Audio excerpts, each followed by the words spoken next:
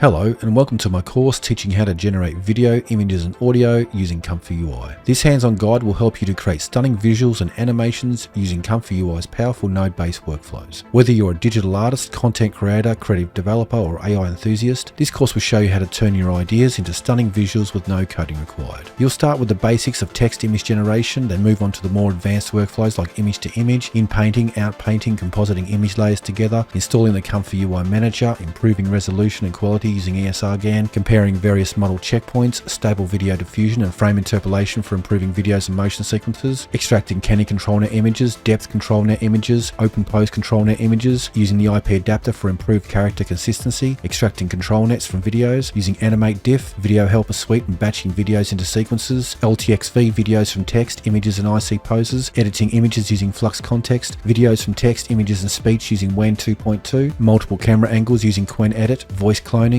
video editing, character and object replacement, character LoRa creation, lighting modifications and more. So welcome to my course, teaching how to generate images, video and audio using ComfyUI. This is amazing stuff, so let's get started.